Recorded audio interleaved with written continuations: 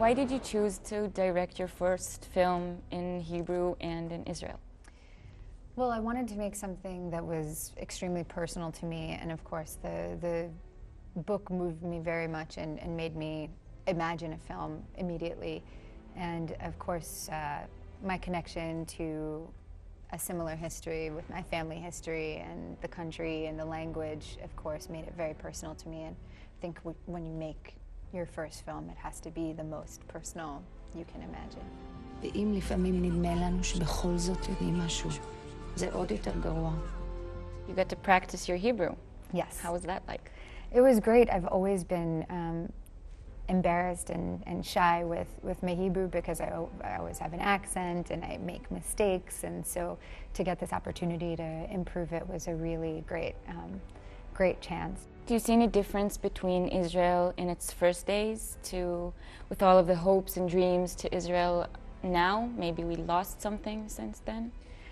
Yes, absolutely. I think it's completely natural, a natural progression that, and it's very much what the movie's about, that there's so much idealism and hope and expectations when you start something, whether it's a country or a marriage or a job or moving to a new country, immigrating. And then there's the reality of what life is, and how we react to that disparity is what defines our future. So unfortunately, Israel doesn't enjoy much of world support. Do you think that maybe the movie can help change that? I don't know. I mean, it's certainly not the goal is not to be publicity for Israel. The goal of the film is to tell a very particular story about Amos Oz's life and a family's experience at the beginning of the state.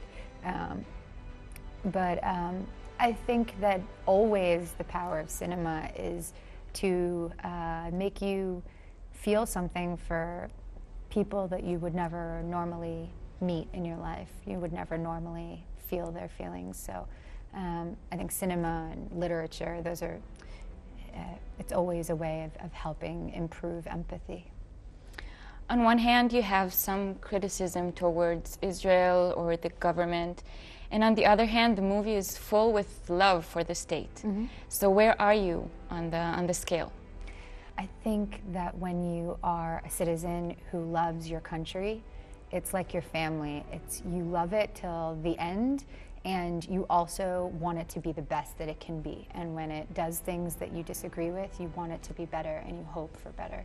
And I think that it's part of being a good citizen is to always push for your own government's best behavior and your fellow citizens' best behavior.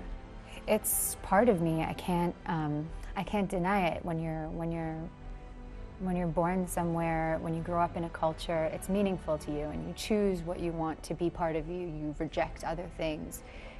It's normal in the way we all have our identity, but there's a very deep love for me of the language and the culture and most of the people. It's your own. It's your place, and. Of course, there's always things you criticize. I have the same feeling in the U.S. I love my country, and I feel very critical about so many things in it, and that's what engaged citizens do. Shalom, Natalie. What does your character, the mother, represent for you? Well, for me, I think she is Amos Oz's mother. It's not like a metaphor for anything. It's she's a woman who has a lot of dreams about where she's going as an immigrant, coming to Israel in the early days of the country, and has to deal with the disappointment of those dreams and longing for a place that, as Oz says, no longer exists and maybe never existed, the way that the nostalgia is for the place you leave. Did you think of casting Amos Oz himself as the adult storyteller? After all, he looked a bit like Paul Newman. Amos Oz looks like a movie star for sure. He's so handsome.